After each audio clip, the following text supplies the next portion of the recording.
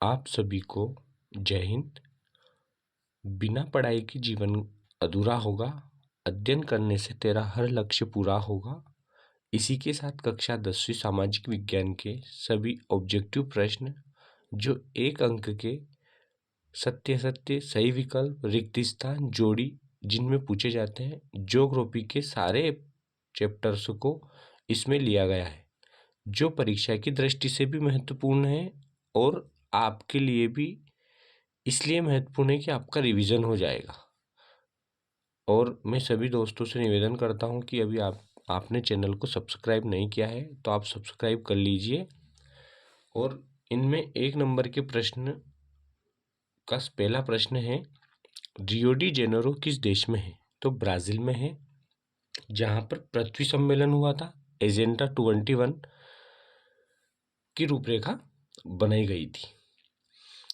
कपास वाली या रेगर मिट्टी या मृदा किसे कहा जाता है? ये प्रश्न है। प्रश्न क्रमांक 2, कपास वाली मिट्टी काली मिट्टी को कहा जाता है और काली मिट्टी में ही कपास का उत्पादन सबसे अधिक होता है, इसलिए कपास वाली मिट्टी भी कहा जाता है।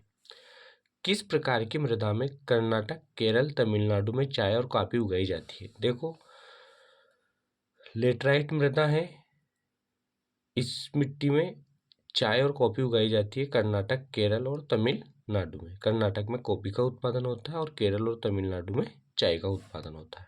वो मृदा है लेटराइट मृदा। सबसे अधिक उपजाऊ मृदा कौन सी है? जलोढ़ मृदा, जो नदियों के द्वारा लाई जाती है, जो हिमालयी क्षेत्र से निकलती है और अपने साथ में वो कंकड़ पत्थर और मिट्टी जो बहाकर लाती है, उसके जमने से जिस मृदा का निर्माण होता है उसे जलोढ़ मृदा कहते हैं। और यह जलोढ़ मृदा उत्तर के विशाल मैदान में सर्वाधिक पाई जाती है और भारत में भी सर्वाधिक जलोढ़ मृदा पाई जाती है। नवीन जलोढ़ को क्या कहा जाता है? जो नवीन जलोढ़ के मैदान है उन्हें क्या कहा जाता है? तो उत्तर दे रखा उधर खादर कहा जाता है। क्या कहा जाता है? खादर भूमि। नवीन जलोढ़ को खादर भूमि कहा जाता है। ये बहुत अधिक उपजाऊ होती है। यहाँ प्रतिवर्ष बाढ़ का पानी पहुँचने के कारण इस पर हर वर्ष मृदा की नई परत बिछ जाती है। पुरानी जलोढ़ मृदा को क्या कहा जाता है? भांगर प्रदेश, जहाँ पर प्रतिवर्ष बाढ़ का पानी नहीं पहुँच पाता है और यह उपजाऊ कम होती है, उन्हें हम भांगर प्रदेश कहते हैं। पहाड़ी और पर्वतीय क्षेत्रों में पाई जाने वाली मृदा को क्या कहते हैं? वन मृदा कहते हैं उसको, वन मृदा। जो हिमालय पे, विंध्याचल पे, सतपुड़ा पे, इन पहाड़ियों पे पाई जाती है ना, उन्हें हम वन मृदा कहते हैं। भांगड़ा झारखंड, छत्तीसगढ़, मध्य प्रदेश और ओडिशा में भूमि निम्नीकरण का मुख्य कारण क्या है? ये झारखंड, छत्तीसगढ़, मध्य प्रदेश, ओडिशा में भूमि निम्नीकरण का मुख्य कारण क्या है? निम्नीकरण मतलब अपरदन होना, मिट्टी का कटाव होना। वनोन्मूलन, वनोन्मूलन के कारण मिट्टी का निम्नीकरण हुआ है। ये प्रश्न 2 नंबर में भी बहुत अच्छा पूछा जाता है और बहुत बार पूछा जाता है। भूमि निम्नीकरण से क्या तात्पर्य है, इसको हम देखेंगे। पंजाब, हरियाणा और पश्चिम उत्तर प्रदेश जैसे राज्यों में भूमि निम्नीकरण का क्या कारण है? अधिक सिंचाई। तो इसमें दोनों प्रश्नों को आपको याद रखना है। यहाँ वनोन्मूलन है, वनोन्मूलन, वनोन्मूलन मतलब वनों की कटाई, और यहाँ पर है बहुत अधिक सिंचाई करने से भूमि में निम्नीकरण हुआ है। राष्ट्रीय वन नीति कब बनाई गई थी? राष्ट्रीय वन नीति 1952 में बनाई गई थी। कब बनाई गई थी? 1952 में। राष्ट्रीय वन नीति में कितने प्रतिशत भूभाग पर वन होना चाहिए? तो पर्यावरण संतुलन के लिए राष्ट्रीय वन नीति में 33% भाग पर वन होना चाहिए। कितने प्रतिशत भूभाग पर? 33% भूभाग पर। अभी 21 पॉइंट कुछ पॉइंट में है, जो बहुत कम है। किस राज्य में सीढ़ीदार सोपानी कृषि की जाती है? उत्तराखंड में। सीढ़ियाँ बना बनाकर, जैसे हमारे घर की छत की पे जाने के लिए सीढ़ियाँ होती है ना, ऐसे वहाँ पर समतल लोग वहाँ क्या करते हैं, पहाड़ी ढाल अधिक होने के कारण वहाँ सीढ़ियाँ बना लेते हैं और उन पर कृषि करते हैं। उसे कहा जाता है सीढ़ीदार या सोपानी कृषि। काली मृदा मुख्य रूप से कहाँ पाई जाती है? महाराष्ट्र में। कहाँ पर पाई जाती है? महाराष्ट्र में। उत्पत्ति के आधार पर संसाधन कितने प्रकार के होते हैं? तो देखो, उत्पत्ति के आधार पर संसाधन 2 प्रकार के होते हैं, जैव संसाधन और अजैव संसाधन। स्वामित्व के आधार पर संसाधन कितने प्रकार के होते हैं? स्वामित्व के आधार पर संसाधन 4 प्रकार के होते हैं। कितने प्रकार के होते हैं? 4 प्रकार के। अगला प्रश्न है, प्रोजेक्ट टाइगर की शुरुआत कब की गई थी? तो प्रोजेक्ट टाइगर की जो शुरुआत हुई थी वो 1973 में 1973 में हुई थी प्रोजेक्ट टाइगर की शुरुआत। कॉर्बेट राष्ट्रीय उद्यान किस राज्य में है? उत्तराखंड में है कॉर्बेट राष्ट्रीय उद्यान। बांधवगढ़ राष्ट्रीय उद्यान किस राज्य में है? बांधवगढ़ मध्य प्रदेश में है। बीज बचाओ आंदोलन कहाँ चला था? टिहरी में चलाता है, टिहरी में। सरदार सरोवर बांध किस राज्य में है? गुजरात में है, नर्मदा नदी पर। सरदार सरोवर बांध परियोजना बहुत बड़ी परियोजना है भारत की, है ना। मध्य प्रदेश और गुजरात की संयुक्त परियोजना है। हीराकुड परियोजना किस नदी पर बनाया गया? महानदी पर। हीराकुड परियोजना ये ओडिशा राज्य में है, महानदी पर बनाया गया है। उत्तरी पूर्वी राज्यों में स्थानांतरित कृषि को क्या कहते हैं? इसको जूमिंग कृषि कहते हैं। उत्तरी पूर्वी राज्यों में जो 7 सिस्टर है उत्तरी पूर्वी राज्य की, उनमें इसको जूमिंग कृषि कहते हैं या स्थानांतरणशील कृषि कहते हैं। स्थान बदल कर की जाने वाली कृषि आदिम निर्वाह कृषि का एक प्रकार है, जिसमें एक क्षेत्र के भूभाग के वनों को काट दिया जाता था, जला दिया जाता था और उसकी राख को उसमें बिखेर दिया जाता था और थोड़े समय वहां पर कृषि कार्य करते थे, फिर उस भूमि को छोड़ देते थे, फिर दूसरे स्थान पर चले जाते थे। अब इससे क्या होता है? तो देखो, इससे पर्यावरण को भी नुकसान होता है, वनों की कटाई होती है ना। अब तो धीरे धीरे इसका प्रचलन कम हो गया, लेकिन ये पहले बहुत की जाती थी और इसे उत्तरी पूर्वी राज्यों में क्या कहते हैं? जूमिंग कृषि। भारत में रोपण कृषि के नाम बताइए। भारत में रोपण फसल के नाम बताइए। प्रश्न ऐसे होना चाहिए कि भारत में कौन कौन सी फसलें हैं या कौन कौन सी फसल है जिसको रोप के या हाथ से लगाया जाता है। तो देखो, चाय को, कॉफी को, रबड़ को और गन्ना को और कपास को, ये सारी रोपण कृषि के या रोपण फसल के नाम है। तो ये याद रखना है, 2 नाम पूछते हो, रोपण फसल के नाम बताइए तो चाय और कॉफी, रबड़, गन्ना। अपन जैसे आलू भी लगाते हैं, मिर्ची भी लगाते हैं, एक तरह से वो भी रोपण है। प्याज लगाते हैं, लहसुन लगाते हैं, ये सब क्या है? रोपण कृषि है। चाय का सर्वाधिक उत्पादन किस राज्य में किया जाता है? तो चाय का सर्वाधिक उत्पादन असम में किया जाता है। असम में चाय का उत्पादन किया जाता है। कॉफी का सर्वाधिक उत्पादन किस राज्य में किया जाता है? कर्नाटक में। कॉफी का सर्वाधिक उत्पादन कर्नाटक में किया जाता है।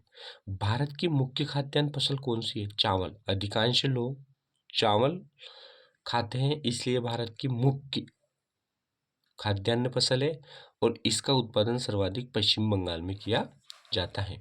गेहूं का सर्वाधिक उत्पादन किस राज्य में किया जाता है? उत्तर प्रदेश में, जो जनसंख्या की दृष्टि से भारत का सबसे बड़ा राज्य है, उसमें सबसे अधिक गेहूं का उत्पादन किया जाता है। गन्ने का सर्वाधिक उत्पादन किस राज्य में किया जाता है? उत्तर प्रदेश में गन्ने का सर्वाधिक उत्पादन किया जाता है। बहुत ही महत्वपूर्ण प्रश्न है, सुनहरा रेशा किसे कहा जाता है? सुनहरा रेशा जूट को कहा जाता है, जूट को। ये बहुत बार पूछा गया एमपी बोर्ड की परीक्षा में कि सुनहरा रेशा किसे कहा जाता है? तो जूट को कहा जाता है। 2 रेशेदार फसलों के नाम बताइए जिससे रेशा निकलता है। कपास, जूट और सन। सन अपने यहाँ पे पहले बोते थे, अब तो बहुत कम हो गए, लेकिन सन बोते थे जिससे रस्सियां गाँव में बनाई जाती थी, वो भी रेशेदार फसल थी।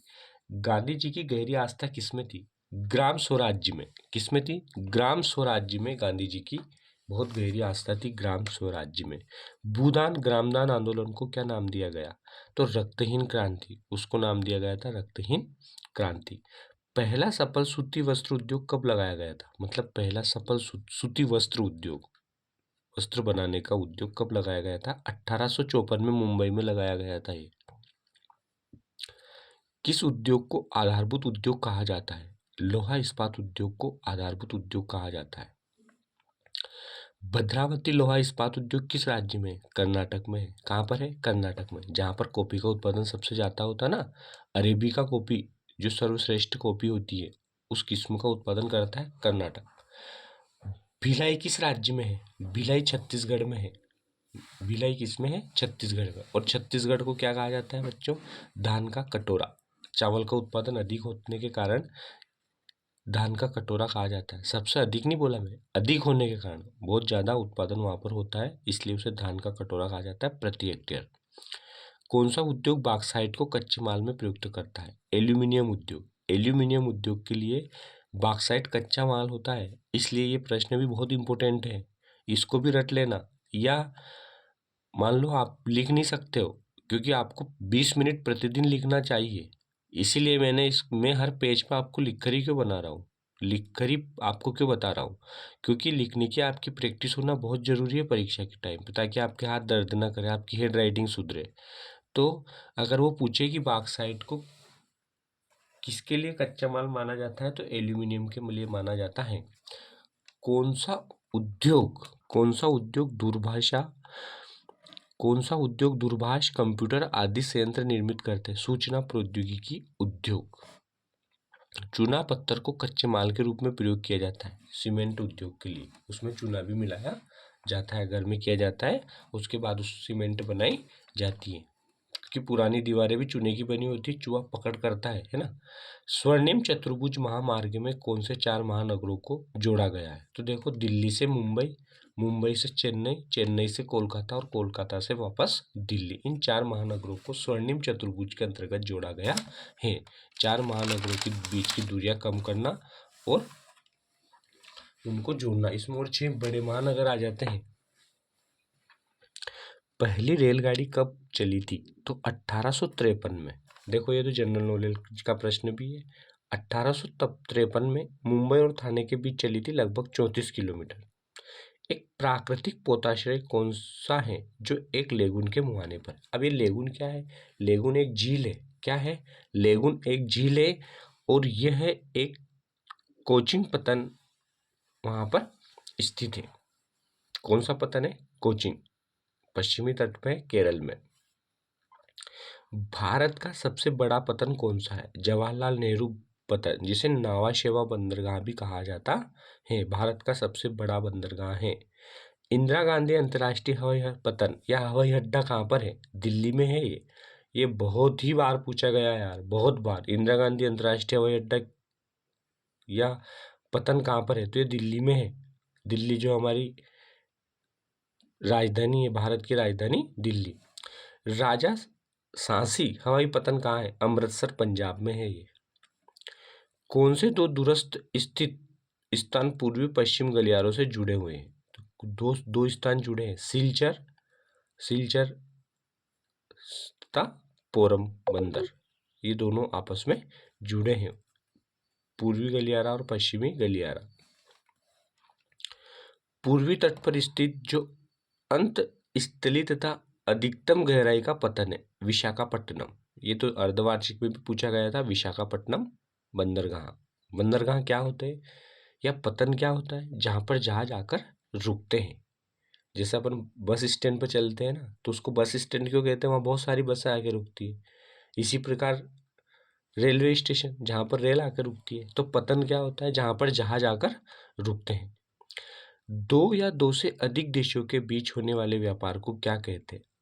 अंतर्राष्ट्रीय व्यापार। क्या कहते हैं? 2 या 2 से अधिक देशों के बीच होने वाले व्यापार को अंतर्राष्ट्रीय व्यापार कहते हैं। राष्ट्रीय राजमार्ग संख्या 1 किन 2 शहरों को जोड़ता है?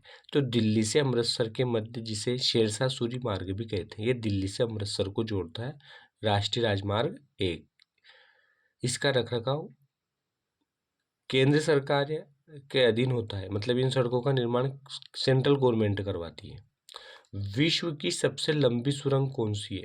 अटल टनल विश्व की सबसे लंबी सुरंग है, जो 9.2 किलोमीटर, आप देखिए इसकी लंबाई 9.2 किलोमीटर है। तो इस प्रकार आज इतने प्रश्न जो ज्योग्राफी के सारे पार्ट को कवर कर रहे हैं, ये एक एक नंबर में, ऑब्जेक्टिव में या सत्य सत्य में पूछे जाएंगे।